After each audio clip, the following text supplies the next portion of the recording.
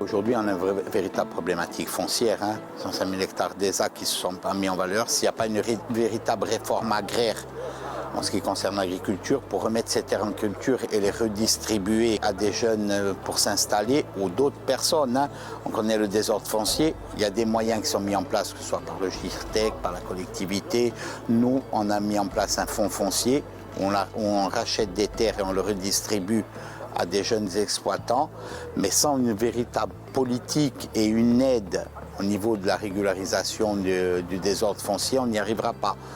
Aujourd'hui, je ne vous cache pas que 105 000 hectares d'ESA, notre volonté est de mettre en valeur dans les années à venir au moins 30 000 hectares de ces ESA, mais cela ne pourra se faire qu'avec une véritable réforme.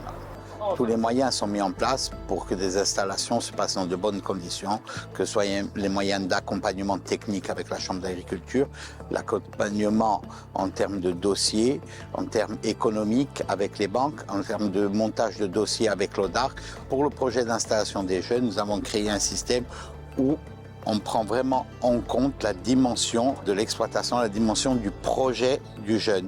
La base, c'est, en ce qui concerne l'élevage, l'autonomie alimentaire de l'exploitation. On n'envoie pas le jeune au casse-pipe. On n'envoie pas le jeune au casse-pipe. Ce qui s'est passé depuis des années, c'est qu'il y a des jeunes qui ont été au casse-pipe, excusez-moi de parler un peu crûment, où l'exploitation était dépendante des intrants. Aujourd'hui, avec les différents problèmes que l'on a, les différents problèmes d'approvisionnement, une exploitation qui n'est pas un minimum autonome en alimentation en ce qui concerne l'élevage n'a pas d'avenir.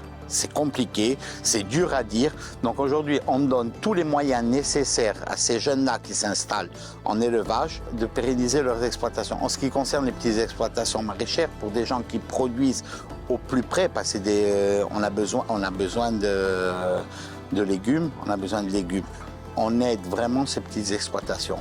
Parce que moi, je crois dans la diversité, dans le nombre. Plus il y a d'exploitations, plus on occupe l'espace, et mieux c'est en termes d'image, d'affichage pour l'agriculture.